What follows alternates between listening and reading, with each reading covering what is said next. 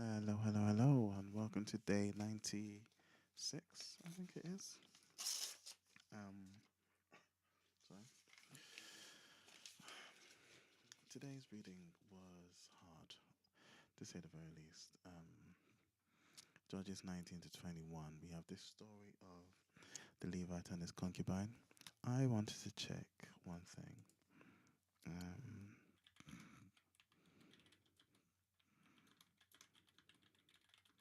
1 second.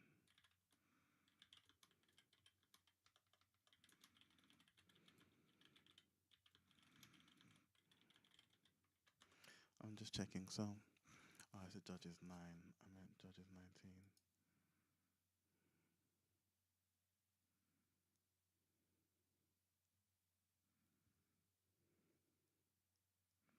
Yes, cool.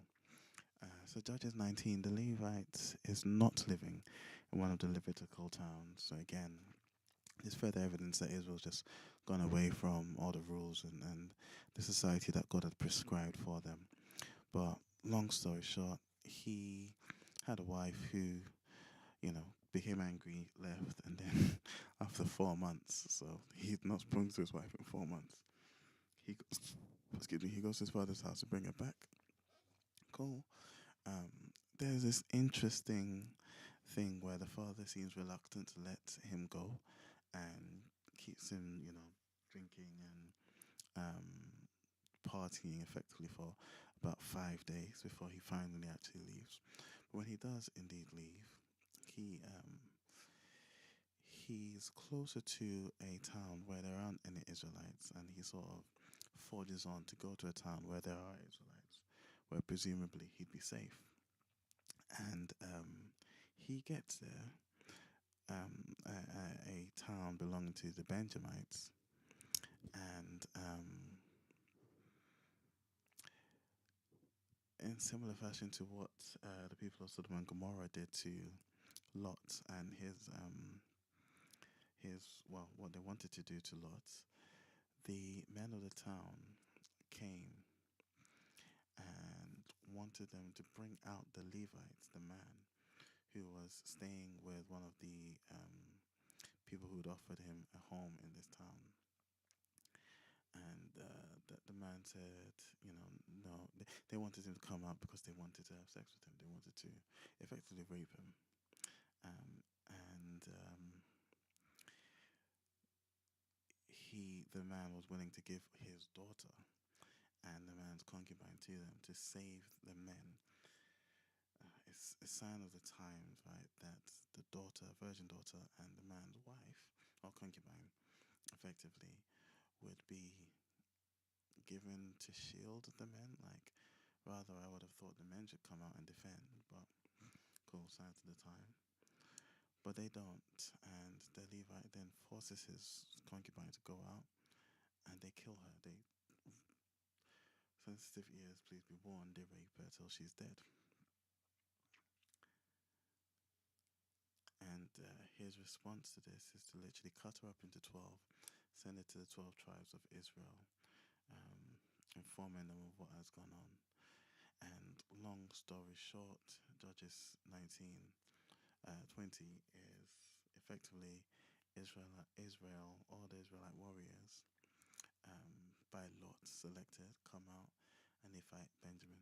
Now it's interesting, right? They go to ask God, should they go out and fight first? God says yes, but they go and they're beaten up badly. And I think in this instance, as opposed to even a pagan society like the Ammonites or like the Philistines in the time of Samson, God was using Benjamin to punish Israel because Benjamin beats them a couple of times, kills a couple, a good number of the Israelite soldiers until God actually delivers Benjamin onto into the hands of the Israelite warriors, and they kill a significant number of them. Um, but it's Israelites killing other Israelites, and they react as much, weeping for the tribe of Benjamin that has now effectively been cut off, because the town had been razed and the majority of the warriors were killed. They come up with this weird scheme on how to ensure that tribe continues. And of the tribes that came to fight, there was one that didn't. Um, I think this tribe, Jabesh Gilead, and so they go in and kill everyone there because they had already promised to do that. If we're all going to cut out this cancer amongst us, and you don't, well, we're going to cut you out. So they come out and they, go and kill them and glean 400 young virgins from them, which they give to the Benjamites. But because they'd also taken a vow to not give their daughters in marriage to any Benjamite, they have a shortage of women for the Benjamite men. So they come up with again this weird scheme where during a festival, when the daughters of a certain town come out, daughters of Shiloh come out, Benjamin says just go and steal their wives, and the people of Shiloh would be excused from the vow because they didn't actually give their daughters as wives, but then the Benjamins would at least have had wives and carried on.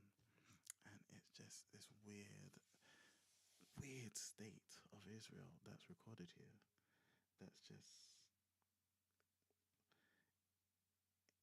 and every sort of scrutable lens is just crazy. And I think Judges 21:25 really sums up Israel had no king. Not just a physical king, I think also God wasn't their king. Quite literally, God wasn't their king.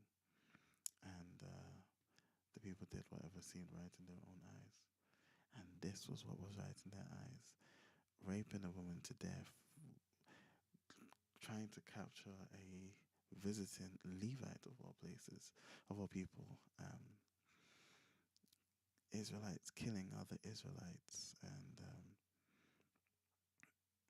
men having to go and then catch their wives like they were prey. It's it's just interesting.